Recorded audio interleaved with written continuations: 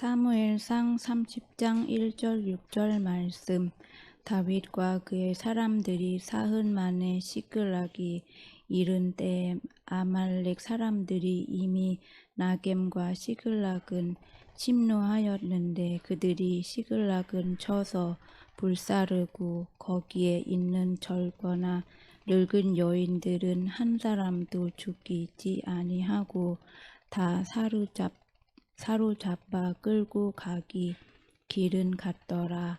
다윗과 그의 사람들이 성읍에 이르러 본즉 성읍이 불탔고 자기들이 아내와 자녀들이 사로잡혔는지라. 다윗과 그와 함께 한 백성이 울 기력이 없도록 소리를 높여 울렸더라. 다윗의 두 아내 이스르엘 여인 아히노암과 갈멜 사람 나발의 아내였던 아비가일도 사로잡혔더라. 백성들이 자녀들 때문에 마음이 슬퍼서 다윗은 돌로 치자 하니 다윗이 크게 다급하였으나 그의 하나님 여호와는 힘있고 용기는 얻었더라. 오늘 사무엘서 상 30장에 있는 이 내용은 다윗의 인생 가운데서 가장 어려웠던 순간이다, 이렇게 말할 수 있습니다. 다윗이 오랜 세월 동안 광야에서 사울의 눈을 피해서 전전세월했습니다. 그런데 이 전전세월의 마지막 장면이 사무엘상 30장입니다. 사무엘상이 31장으로 끝나는데 왜 다윗이 광야에서의 마지막 순간에 이야기를 이 30장에서 하고 있느냐면 31장에 결국 사울이 죽임을 당하기 때문입니다. 한마디로 다윗의 광야 인생 가운데 가장 처절한 아픔과 고통을 지불했던 순간 중에 한 순간이 오늘 이 본문 속에 담겨 있습니다. 근데 사무엘서를 읽다 보면 29장과 30장에 특별히 사울과 다윗의 행보를 대조하는 이야기가 잘 기록되어 있습니다. 실제로 사무엘상의 주된 내용의 초점은 어디에 있냐면 다윗이 걸어가는 길과 그 다음에 사울이 걸어가는 길을 대조합니다. 특별히 사무엘상 오늘 우리가 읽지 않았던 29장에는 어떤 이야기가 기록되어 있냐면 사울이 블레셋이라고 하는 나라가 쳐들어오니까 나라가 위급하여졌습니다. 이전 같았으면 하나님 앞에 간절히 기도하면서 나아갔을 터인데 하나님께서는 그에게 응답할 마음이 없었습니다. 사울도 그렇게 하나님께 찾고자 하는 마음도 없었고요. 그러니까 어떻게 하냐면 신접한 무당의 여인을 찾아갑니다. 이건 율법이 금하는 일인데 신접한 율법 무당을 찾아가가지고 오늘 우리가 이 전쟁을 어떻게 치룰 것인지를 묻게 되는 거죠. 그에 비해서 오늘 다윗은 똑같이 두려움과 분노와 어려움에 직면했지만 오늘 우리가 읽었던 이 사무엘상 30장은 사울이 죽음의 위기와 두려움 속에 사로잡힌 한 사람이 보여주는 과정과 다윗이라고 하는 사람이 보여주는 이 과정이 뚜렷하게 대조되어서 오늘 우리에게 설명되어지고 보여집니다. 그리고 그들이 취한 방법은 서로 달랐습니다. 서로에게 닥친 두려움과 위기 속에서 어떤 선택을 하며 나아가는지를 사울과 다윗은 대조돼서 보여주는 것이 29장, 30장, 31장에 기록되어 있습니다. 오늘 그 중간에 오늘 이 다윗의 이야기를 우리가 한번 생각해 보려고 합니다. 그가 자신에게 닥친 두려움과 분노와 격정과 고통과 슬픔을 어떻게 처리해 갔는지 말입니다. 뻗쳐오는 사울의 포위망을 다윗이 28장쯤에 보면 감당할 수가 없었습니다. 사울이 계속해서 10여 년 동안 자기를 죽이려고 하는데 더 이상 피할 곳이 없을 정도로 사울이 엄청나게 자신을 쫓아왔습니다. 할 수 없어서 마지막으로 선택한 것이 어디냐면 이방의 땅 블레셋입니다. 오직 했으면 블레셋으로 다윗이 망명을 했겠습니까? 왜? 더 이상 이스라엘 땅에 숨어 있다가는 사람들이 사울에게 알리고, 그러므로 자기의 근거지가 사람들에게 비춰져서 결국 사울의 죽음을 피할 수 없다는 사실을 깨닫고 결국 다윗은 블레셋에 망명을 하는 거죠. 블레셋의 아기스라고 하는 왕 밑에서 1년 4개월을 살았습니다. 블레셋은 그때 당시 5개의 성읍으로 이루어진 도시국가였습니다.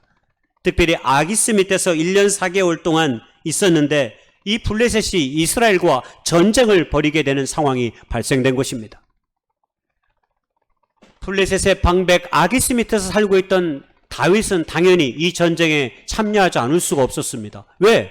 남의 나라의 땅에서 빌부터 살고 있었기 때문에 그의 부하들과 그는 어쩔 수 없이 이스라엘을 향해서 칼을 들지 않으면 안 되었던 거죠. 하지만 하나님은 자신이 왕으로 세운 다윗이 장차 자기가 왕이 될 그 이스라엘 백성들과 맞서는 것을 허락지 않으셨습니다.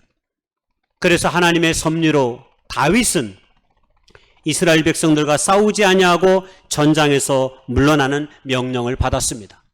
왜냐하면 블레셋의 방백들이 저 사람이 언제 돌이켜서 우리를 칠지 모르니까 다윗과 그의 부하들은 믿을 수 없다라고 말했기 때문입니다. 그래서 다윗과 그의 부하들은 다시 은신처였던 자신의 처자와 가족들을 남겨두고 블레셋으로 떠났기에 다시 자신의 고향으로, 자신의 은신처로 돌아갔습니다. 그것이 시글락입니다. 시글락에 돌아왔더니 놀랍게도 자기 집의 모든 것이 불태워졌고 처자와 노인뿐만 아니라 모든 것들이 다 송두리째 없어진 상황이었습니다. 너무나 황당했던 거죠. 동족에게 칼을 겨누지 않게 되었다는 안도감과 감사는 금세 사라지고 말았습니다. 왜냐하면 그들이 집을 비운 사이에 아말렉의 이 사람들이 집을 다 불살라 버렸기 때문입니다. 아말렉에 의해서 이스라엘의 진영은, 아니 다윗의 집안은 초토화가 된 거죠. 진영은. 여러분, 근데 아말렉이 어떤 사람들입니까? 이 아말렉 사람들은 이스라엘 백성들이 출애굽을 할 때, 광야에서 행진할 때 후미에서 공격을 해가지고 이스라엘에게 치명적인 아픔을 선사했던 민족입니다. 여러분, 군대가, 아니 사람들이 행진을 할 때 어떤 사람들이 뒤에 처지겠습니까? 당연히 어린아이, 노약자, 병든 사람. 여러분, 이런 사람들은 행군을 할 때 뒤로 처질 수밖에 없습니다. 그런데 이 아말렉 사람들은 아주 비겁하고 치사하게 그 후미에 쳐들어가서 이스라엘의 많은 사람들을 죽이는 일이 있었던 것입니다. 안 그래도 철천지 원수 같은 그 아말렉이 시글락에 있던 사람들을 다 포로로 끌고 가버렸습니다. 그리고 오랜 세월 동안 쌓아놓던 그들의 모든 집을 불태워 버렸습니다. 이 광경에 너무 놀란 다윗과 그의 부하들은 너무 큰 충격을 받았습니다. 너무 놀라 이 받은 충격을 4절과 6절에 소개하고 있습니다. 4절에 다윗의 부하들이 다윗과 함께 울 기력이 없도록 소리를 높여 울었더라. 역설의 역설입니다. 울 기력이 없도록 소리를 높여 울었더라는 얘기는 무슨 말일까요? 질이 다 빠진 상태에서 이들이 블레셋의 땅에서 시글락까지 거리가 90km였습니다. 90km를 지금 왔습니다. 그래서 마음 편히 쉬려고 했는데 거할 것이 아무도 없고 거기다가 자기 가족들까지 다 빼앗겨 버렸습니다.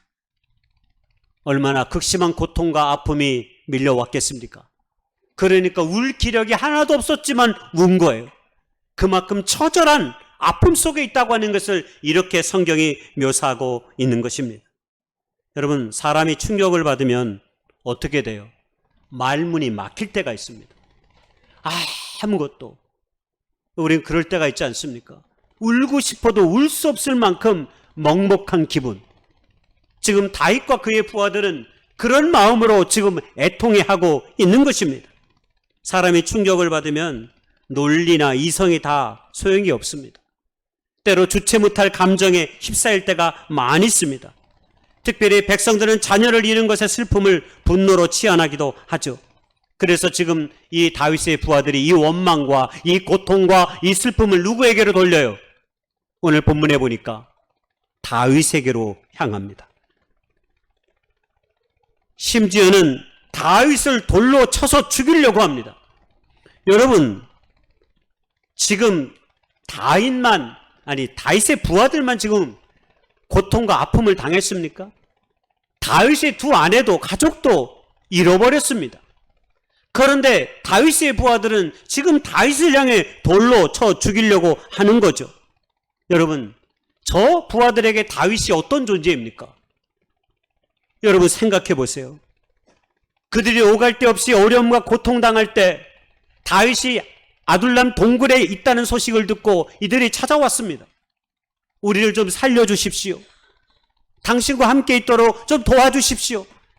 여러분, 그때 다윗은 그들을 따뜻하게 환대했습니다. 야, 우리 먹을 것도 부족한데 이렇게 사람들이 오려면 우리가 감당할 수 없어. 그러니까 너희는 너희들의 길을 가. 아마 보통의 사람들은 이렇게 말했을 것입니다. 왜? 자신도 지금 가족들과 도망 다니면서 인생을 근근히 살고 있기 때문입니다.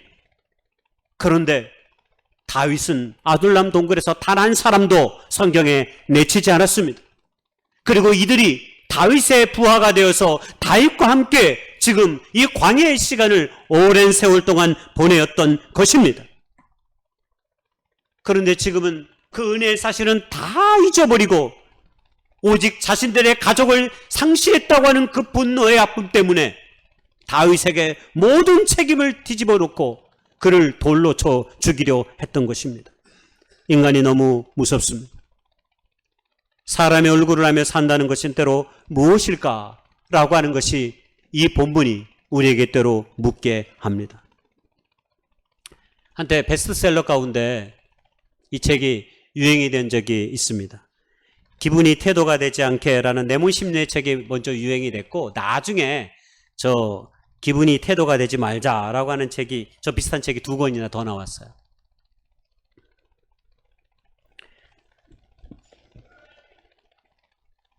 유튜브에 보니까 저 책을 이렇게 소리 내가지고 오디오 책으로 나와 있더라고요.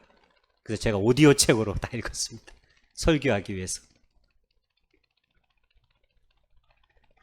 한마디로 얘기하면 나쁜 기분이나 나쁜 감정이 우리 안에 들어와서 그것이 내 삶의 태도가 돼버리면 결국 너의 인생 전체를 망치게 된다. 뭐 이런 얘기예요. 제 언어로 정리하면 통제되지 않는 감정은 위험하다. 이렇게 저는 말하고 싶어요. 자기만 기분이 나쁜 것이 아니라 그 기분과 감정을 다른 사람에게 다른 태도로, 나쁜 태도로 쏟아내기 때문입니다. 교회에 오다가 예를 들어 우리가 한번 생각해 봅시다. 접촉사고가 났다고 생각해 봐요. 기분이 얼마나 나쁘겠어요. 지금 교회 가기도 좀 바빠 죽겠는데 또 신랑이를 하고 또 접촉한 사람이 또 한성질 해가지고 고래고래 소리를 지르면서 네가 잘하니 내가 못하니 한 10분 동안 싸웠다고 한번 생각해 보세요. 그리고 딱 교회를 왔어. 내 마음이 어때요? 불편하잖아. 그러니까 별로 사람들의 얼굴을 봤는데도 인사하고 싶은 마음이 없는 거야. 그러니까 인상 팍 쓰면서 그냥 교회로 들어간 거죠. 상대방은 인사하려 하다가 아니 이거 뭐야? 영문도 모르고 그냥 불쾌해지고 자기 또한 기분이 상해버립니다. 우리는 이런 사람들을 어린아이 같은 사람, 미성숙한 사람들 이렇게 말합니다. 싱클레어 퍼거슨이라는 사람이 성숙의 길이라는 책에서 그리스도인들이 우리가 영적으로 미성숙한 증상들이 있는데 그 중에 하나가 복음이 아니라 나쁜 감정의 지배를 받는 것이다. 이런 얘기했습니다.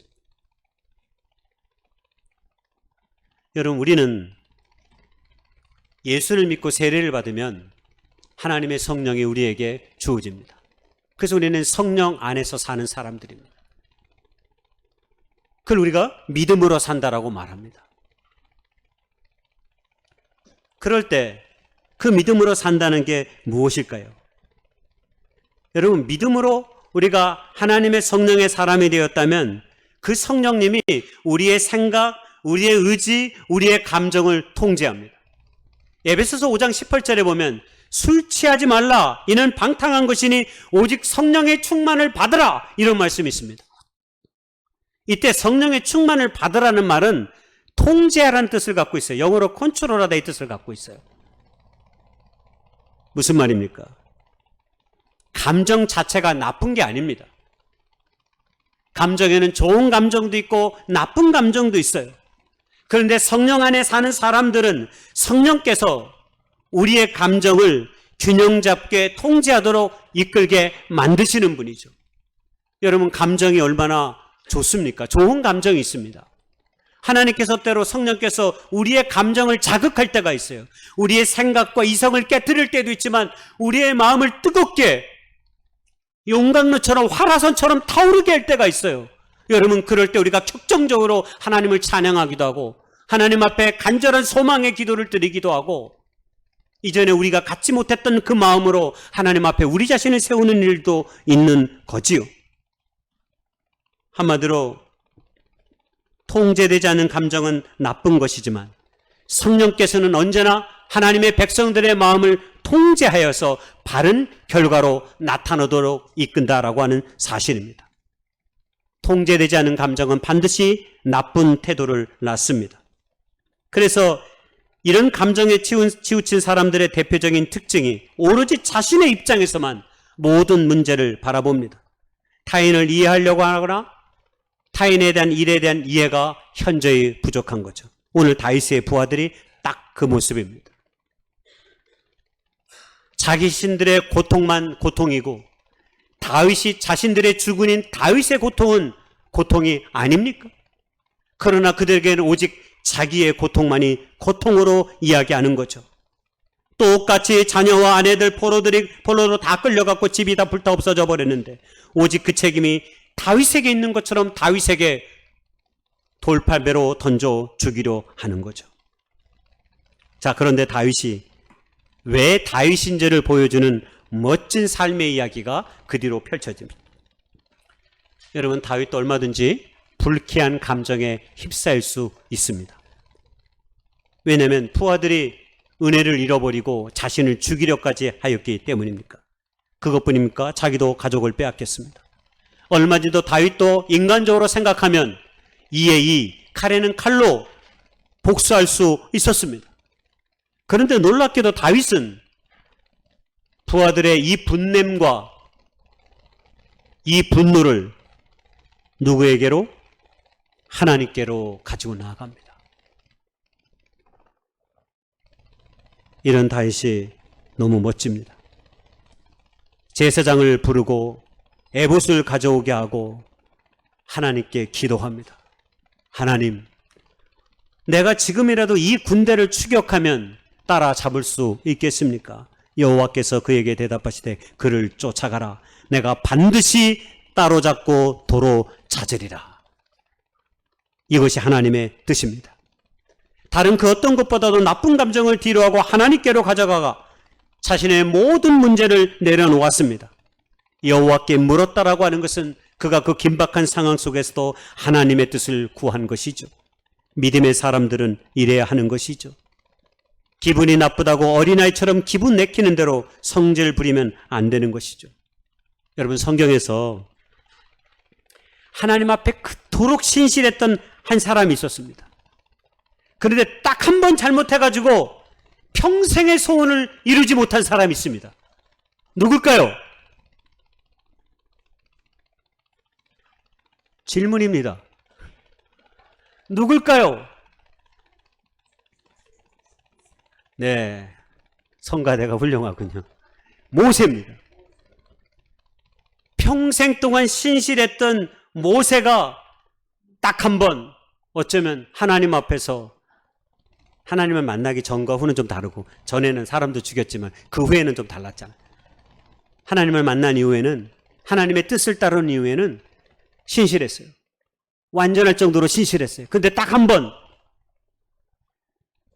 마음의 분노의 감정을 다스리지 못해서 하나님께 죄를 지은 적이 있었습니다. 바로 그때가 언제냐면 민수기 20장에 나오는데 이스라엘 백성들이 애굽을 탈출해서 나왔습니다. 그럴 때 광야길을 걸어서 가데스에 이르렀을 때 물이 없으니까 백성들이 화를 내기 시작한 거예요. 야, 우리를 애굽에서 탈출시키더니 기껏 우리를 데려온 게 이 나쁜 곳으로, 여러분 5절에 보세요. 이 나쁜 곳으로 인도했느냐. 이게 사람이에요.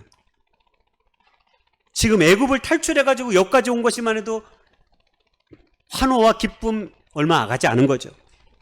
여기는 아무것도 없지 않냐. 우리가 짐승들처럼 다 여기서 죽게 하려고 네가 우리를 여기까지 인도했느냐.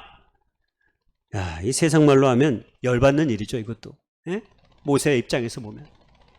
모세와 아론이 이 백성들의 분냄을 하나님 앞에 가지고 나아갑니다. 그때 하나님께서 말씀하셨습니다.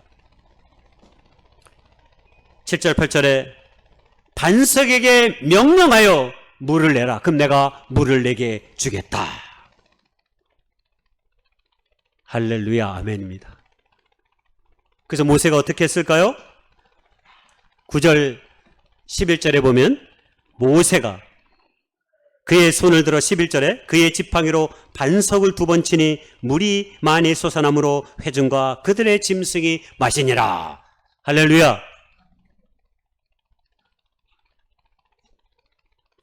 그냥 읽을 때는 잘 몰라요. 꼼꼼하게 읽어보면 모세가 뭘 잘못했는지를 알 수 있어요. 하나님께서 모세에게 어떻게 물을 내라고 그랬어요? 명령하여, 말로 명령하여 물을 내게 하셨어요.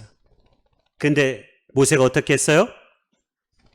백성들에 대한 자신의 감정을 주체치 못하여서 반석을 지팡이로 2번 내려친 거야. 물 내라고 했을 거야. 야, 아니 이렇게 치면서 물 내십시오 이렇게 하지 않았을 거 아니야. 물을 주십시오! 물을 주십시오 했을 것 같아. 아마 모세가. 그에게는 뭐가 있는 거예요?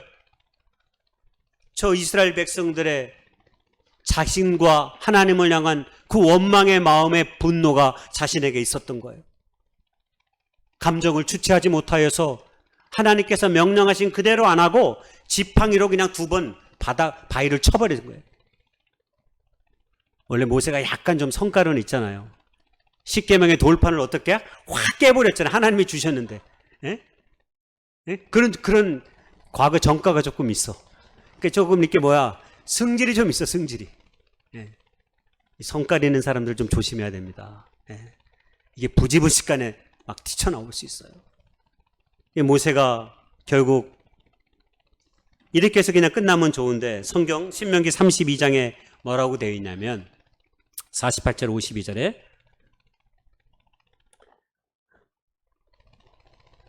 네가 신광야 가데스 무리바 물가에서 이스라엘 자손 중 내게 범죄하여 나의 거룩함을 이스라엘 자손 중에 나타내지 아니한 영고 때문에 너는 가나안 땅에 못 들어간다. 이스라엘 백성을 40년 동안 인도해서 누구보다도 그 가나안 땅을 가고 싶었던 사람이 누굴까요? 여러분, 모세입니다. 모세도 갈렙처럼 건강했던 사람입니다. 영적으로 육적으로 튼신했던 사람입니다. 갈렙은 들어가지만 모세는 결국 광야 1세대처럼 광야에서 결국 들어가지 못한 거죠.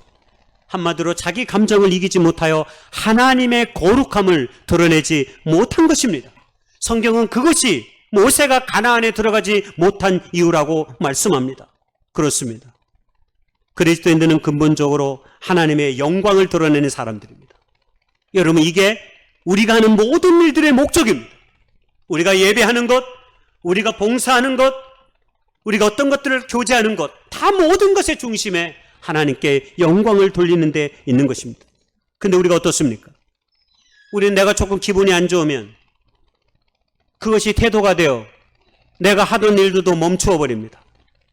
때로는 성질을 내고 나쁜 감정들을 쏟아냅니다. 결국 자기 감정에 사로잡혀 하나님의 영광을 가리게 될 때가 많이 있는 거죠.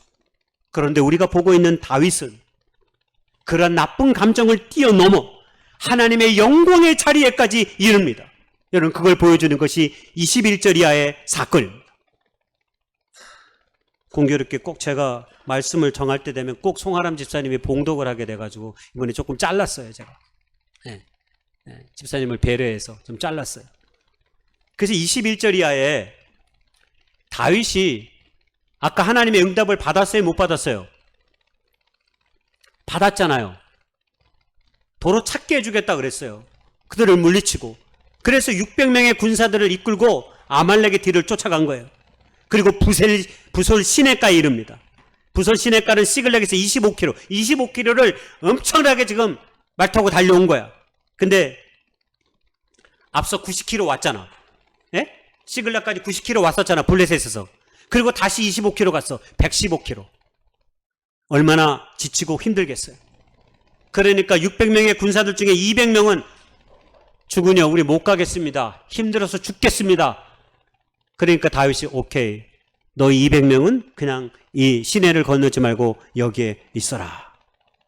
다윗은 하나님의 구원이 숫자에 많고 적음에 있지 않다는 것을 누구보다도 잘 알고 있던 사람이었습니다. 그리고 나서 400명의 군사들을 이끌고 다시 아말렉의 군사를 쫓아갑니다. 그렇게 쫓아가다가 보니까 광야 가운데 초로의 한 애굽 사람을 만나게 됩니다. 그는 옷이 다 헤어졌고 병들어 보입니다. 그래서 그에게 다가가 물었더니 그가 병이 들어 주인이 나를 버렸다라고 말합니다. 그래서 다윗은 부하들을 시켜가지고 이 사람의 먹을 것을 주고 마실 물을 먹게 합니다. 한마디로 자비를 베푼 것입니다. 여러분 놀랍지 않습니까? 사람들은 자기의 일에 매여 있을 때는 다른 사람의 아픔을 못 볼 때가 많습니다. 그래서 때로 우리의 분주함을 멈춰야 하는 이유가 거기에 있는 것입니다.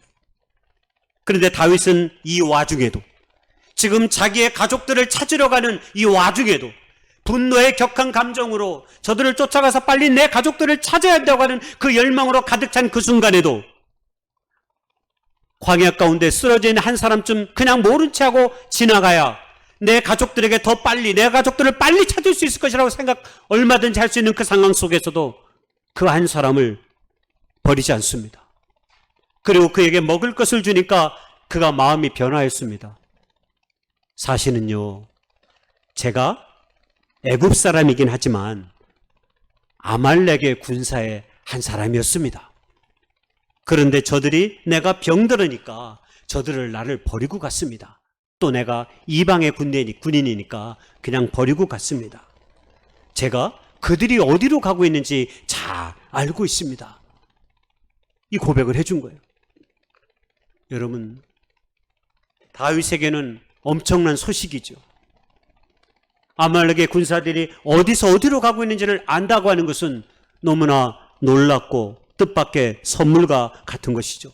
그래서 여러분, 이 어떤 일이 벌어집니까? 다윗이 400명의 군사들을 이끌고 가서 새벽에 기습해가지고 아말렉을 군사들을 다 치고 성경에 보면 빼앗겼던 모든 것을 다시 되찾았다라고 성경이 말합니다. 다 되찾았습니다. 이게 다윗의 모습입니다. 그리고 돌아오는 길에 부솔 시내가에 200명과 결합했습니다.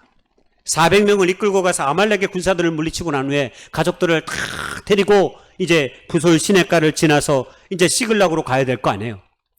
그래서 부솔 시내가에 쉬고 있던 200명의 사람들과 서로 연합했습니다. 그랬더니 400명의 군사들 중에 일부가 죽은 저 아무것도 안 하는 200명의 사람들에게는 도로 찾은 물건은 하나도 주지 말고 그냥 그들의 처자만 주고 데리고 떠나도록 하는 것이 어떻습니까? 한마디로 전쟁을 치르지 않았으니 저 사람들은 더 이상 우리의 가족일 수 없습니다 라고 말한 거예요. 여러분 이해할 수 있죠? 세상적으로 말하면 틀린 말이 아닙니다. 옛날 고대 전쟁에서는 언제나 지휘관에 의해서 전쟁을 승리로 이끌면 그 전리품을 전쟁에 참여한 사람들에게 나누어 줬습니다. 그래야 그들이 전쟁을 하는 또 용기를 갖게 되고 그들의 북돋우는 일을 그런 식으로 했습니다. 전리품을 얻도록. 그러니까 그들이 말하는 것이 전혀 틀렸다고 말할 수는 없습니다. 그러나 다윗은 어떻게 합니까? 그렇게 하지 않습니다.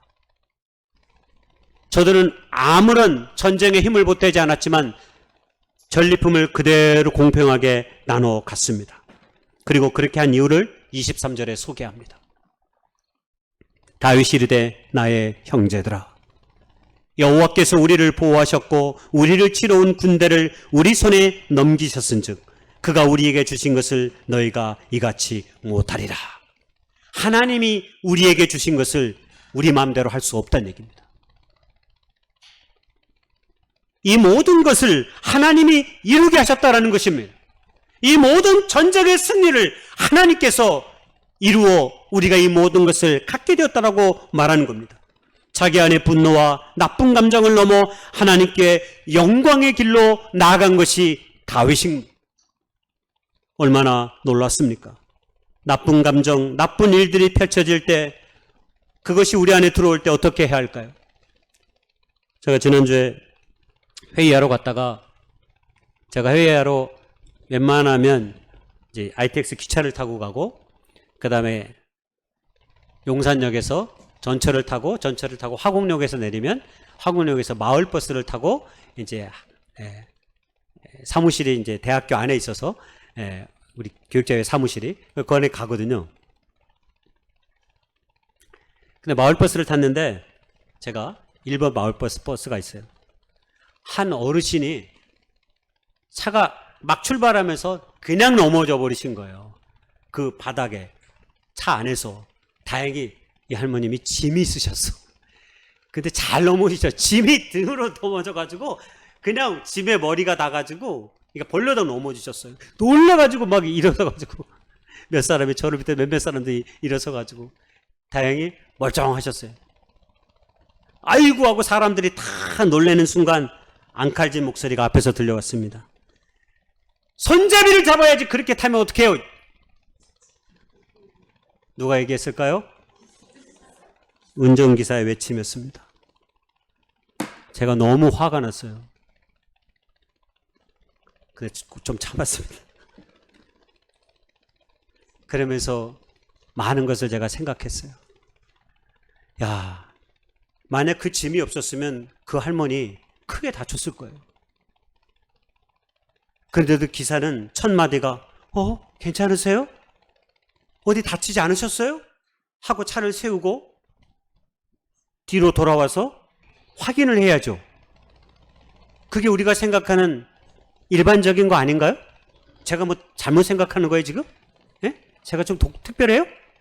이렇게 생각하는 게 특별한 겁니까?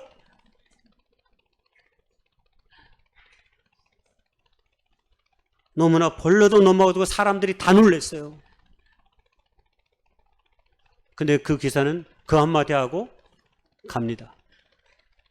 그리고 한 번 더 손잡이 꼭 잡으세요.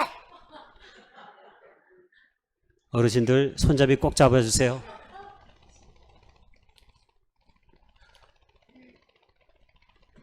제가 그 운전기사의 형편을 이해할 수는 있습니다. 인간적으로, 이성적으로. 왜? 마을버스나 제가 버스에 다쳐봐서 아는데 그런 기사들은 사고가 나면 공제보험이 들어서 일반 우리 보험이 아니에요. 공제보험이라고. 버스에 공제점이 따로 있어요. 그렇게 들고 그 책임의 일부를 누구에게 되면 운전기사에게 둬요.